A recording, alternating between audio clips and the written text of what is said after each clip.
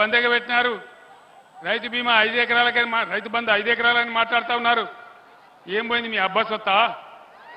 ఏమైంది ఇచ్చేదానికి మీ బాధ ఏమైంది? రైతుల సపోర్ట్ లేకుండా, ప్రభుత్వ సహాయం లేకుండా ఈ దేశంలో ఈ ప్రపంచం మొత్తంలో ఎక్కడ కూడా రైతులు వ్యవసాయం చేయడం లేదు. దాన్ని గమనించే భారతదేశంలో మొట్టమొదటిసారిగా రైతులకు అండగా ఉండాలి, రైతు నిలబడాలి, రైతు అప్పులు తీరాలని మేము బడ్జెట్ నుంచి సంవత్సరానికి 15-16 వేల కోట్లు పెట్టి బ్రహ్మాండంగా రైతు బంధు ఇచ్చినాం. టింగుమని మీ ఫోన్లలో మెసేజ్ వచ్చి మీకు బ్రహ్మాండంగా వచ్చేది. ఏం జరిగింది ఈరోజు? ఎందుకు మాయం చేసినారు? దాని వెంబడి ఎందుకు పడ్డారు మీరు రైతు బంధం పడి? అదేవిధంగా ధాన్యం వస్తే నేను వస్తూ ఉంటే అర్జాల బావి దగ్గర నా బస్సును ఆపి రైతులు అడిగినారు, సార్ 20 రోజులైంది ధాన్యం తెచ్చి, ధాన్యం ఎత్తడం లేదు, ధాన్యం కొనడం లేదని చెప్పినారు. ఎందుకు వస్తూ ఉంది ఈ పరిస్థితి?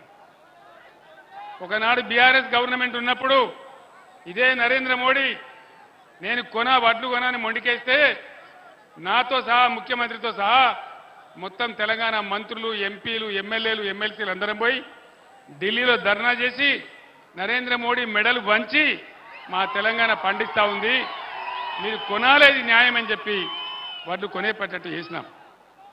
మద్దతు ధర 1 రూపాయి కూడా తగ్గకుండా రైతాంగానికి ధాన్యం కొనుగోలు చేసి వాళ్ళ బ్యాంకులలో వేసినాం. ఇవన్నీ కూడా మీ కళ్ళ ముందరనే జరిగినాయి. ఈ సమస్య అంతా కూడా మీ కళ్ళ ముందరనే జరిగినారు. ఆనాడు పేద బిడ్డల పెళ్లి చేయాలని, లేని వాళ్ళు ఉన్నవాళ్ళు ఉంటారని ₹1,00,000 ఇచ్చి కళ్యాణ లక్ష్యం పథకాన్ని పెట్టినాం. వీళ్ళేం చెప్పినారు?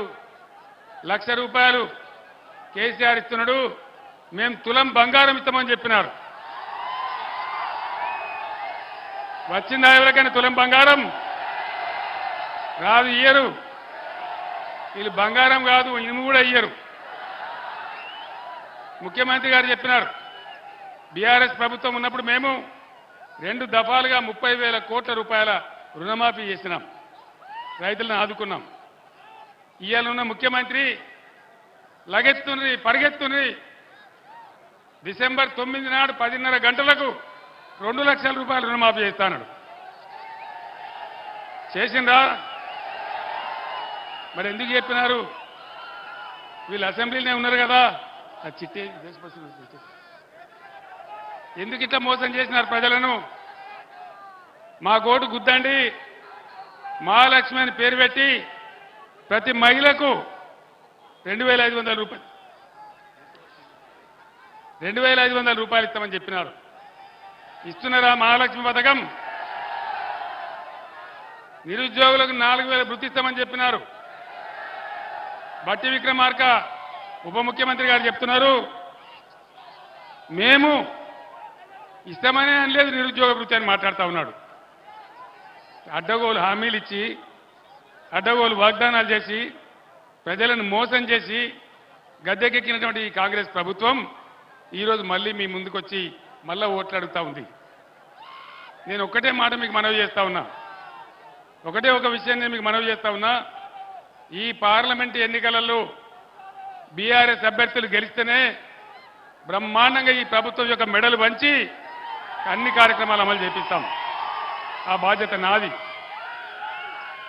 నేను ఒక్కటే మాట మనవి చేస్తా ఉన్నా, ఇవాళ తెలంగాణ కేసీఆర్ ఆనవాళ్ళ లేకుండా చేస్తామంటారు, కేసీఆర్ని తీసుకుపోయి చెర్లపల్లి జైల్లో వేస్తామంటారు.